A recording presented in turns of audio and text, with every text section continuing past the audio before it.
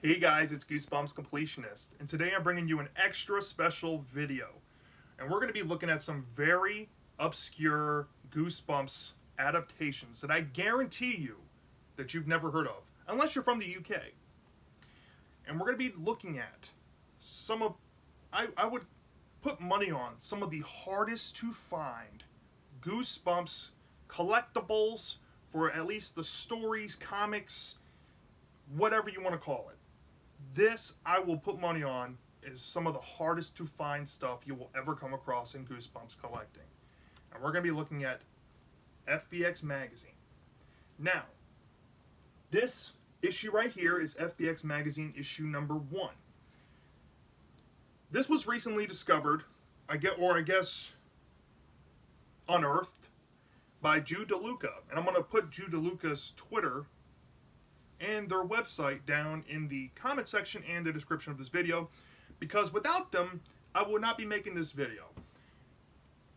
Jude Deluca, like myself, we are avid Goosebumps historians, always looking for more obscure things to add to the Goosebumps, I guess, family, and stuff to share with everyone to, I don't know, get access to it. Because there are a lot of really obscure Goosebumps items out there. And I've kind of touched the surface in some hauls here and there. I kind of touched the surface showing you my collection. But I wanted to start here because this, by far, maybe next to what I shared the other day, known as the Fun Day Times from over in UK, might be one of the most obscure Goosebumps adaptations ever. Now, how this was unearthed to begin with, Jude had found this seller selling original comic art. And the art for these comic strips was done by a gentleman by the name of John Ross. John Ross was a British illustrator back in the 90s, did comics and stuff. I think he worked on the Marvel UK line of comics, and he also did some comic strips. And John Ross did this series for FBX Magazine for Goosebumps. So all of this art that's going to be shared in this video are the known Goosebumps FBX comic strips out there on the internet, at least with combinations of scans from the actual magazines. I only have issue 1. There is another one that I'll be sharing later in the video. That was pulled from a magazine that Jude has, along with the original art of that strip. And of course, there's another piece of art that I don't have on me because I don't own it. Jude owns it, so I will be sharing that image in the video to kind of show you what the art looks like and what these comic strips are about. Now, the seller that Jude bought from had bought the original art for this first piece they found, and I asked Jude permission to reach out to the seller and see if I can potentially buy some other pieces of art that they had.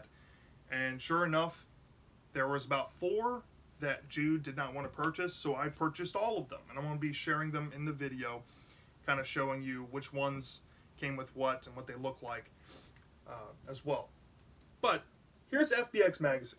Right? FBX Magazine is a very niche 99-cent magazine that came out in 1999, and if I'm not mistaken, it went on for many years. It might still be around, but in the very early years of late 1999 throughout the mid-2000s, John Ross did comic strips for this magazine here, and these strips went on well after the fact that Goosebumps ended with Series 2000 Book 25. So while the books had ended, there was comic strips coming out. Now, there has been some other instances of this in the past, like the Pesadilla Spanish magazines and a few other things. But this is incredible. And I'm about to show you some incredible, really hard to find, obscure Goosebumps stuff here. So if you peel this back, right next to, I think that's Leonardo, it says Goosebumps, prepare to be scared. Right? So this is the very first FBX Magazine issue. And the very first story they ever did, and it's like right in the front, right front and center, they did Egg Monsters from Mars, which I'm going to share with you like this. And these magazines have some really great colors. It really pops, especially in person. And yeah, kids would enjoy these little comic strips in this boys magazine. And they didn't only have Goosebumps, for example. I'll show you some other stuff they had too. They had, I believe they had some Teenage Mutant Ninja Turtles in here as well. Let me see if I can find it.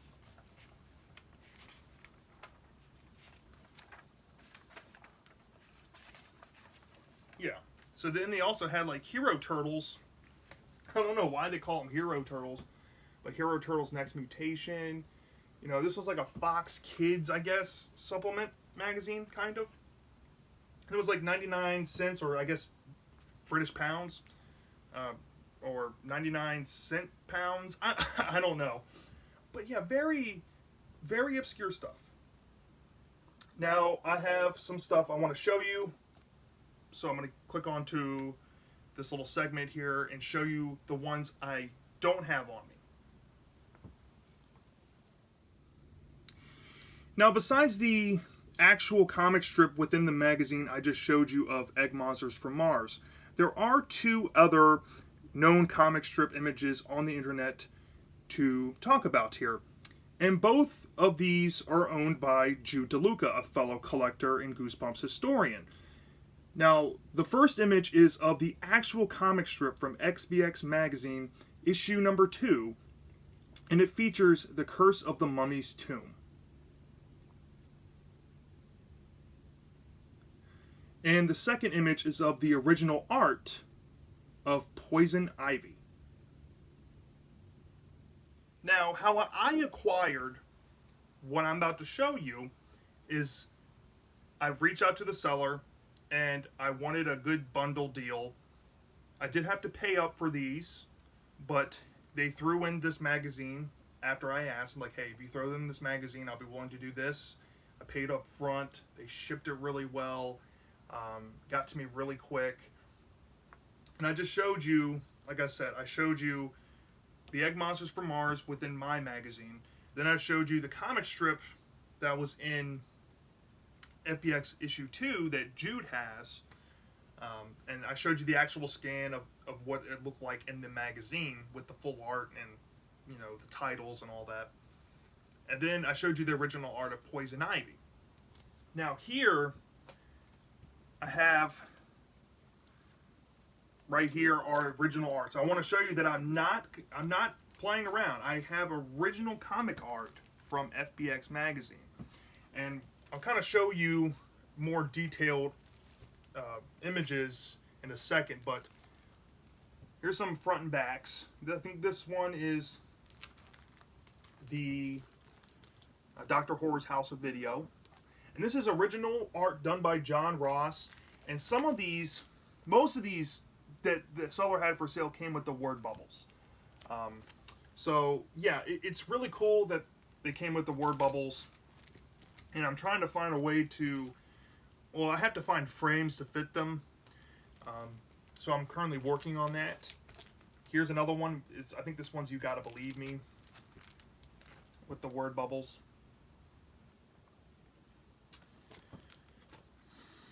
Then there's Werewolf's First Night.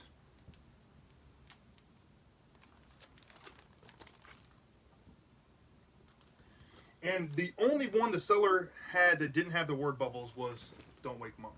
But you can see the colors really popping on. You can't tell it. You can't tell on the video, but when you look at the black marks, they're like, you can tell their hand like stenciled in and shaded.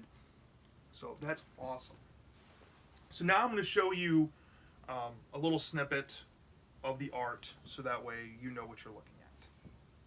So up first we have Dr. Horror's House of Video with the word bubbles.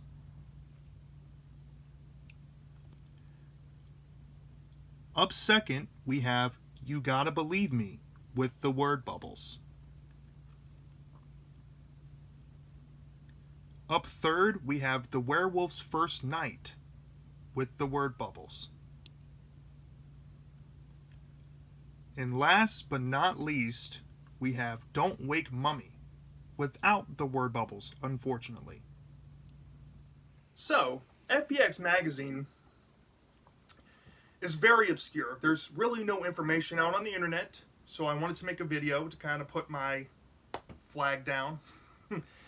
Even though Jude Deluca is planning on doing an article on them on Point Horror on their website, I kind of want to make a video to talk about it with you guys here on this platform, only because this is kind of like an awareness type of video. If you're out kind of like at a novelty shop, maybe in Europe, the UK, maybe in some other neighboring European countries, or maybe that you had family members that used to send stuff from overseas back in the late 90s and early 2000s, and maybe they sent you some of these magazines.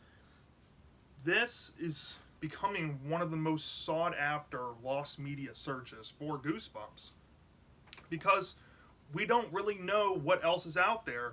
On the bottom of the Curse of the Mummy's Tomb scan that I showed, it advertises Say Cheese and Die. So we know that that one exists, but we don't have the image of it. So right now there's a big search of trying to track down some of these magazines to piece together what's missing, what was done, what's been done, etc. And really, I think that in terms of Goosebumps collecting, like I mentioned this in the beginning of the video, in terms of Goosebumps collecting, me being a completionist, me wanting everything ever made for my collection, well, not really everything, because I don't need UK reprints of the American stuff I have or something, but having some original art like this, like Egg Monsters from Mars, right? Having original art like this, or just having the magazine to see the art, is another form of medium we can enjoy. And that's what I wanted to share with you today. I wanted to share with you some things that most Goosebumps fans and collectors don't think or never knew existed or wouldn't think of existing. And that's kind of my goal here as a collector, is to piece that together, and hopefully one day, I know this is probably going to take many years to acquire all these if they're still around. Maybe it's going to be a lot of patience involved. And people watching this video, I know that if you see this video, you're obviously going to be like, oh, this is rare, I must buy it. I ask, if you do find any FBX magazines out there in the wild, or out there, or maybe you have some on your person, I have a Twitter. It's at GBCompletionist. Please direct message me on there if you have any and are willing to share the scan images, because it will be beneficial not only for nerds like me, but the mission here is trying to spread awareness about it to hopefully get more to surface, and we can enjoy the art and enjoy the adaptations that were done by John Ross and facilitated by FBX Magazine. Now, if anybody has any knowledge, please let me know down in the comment section down below. If you know anything else about FBX Magazine, maybe you have some memories of acquiring the magazine. Maybe you just find this video interesting. Maybe you find it cool.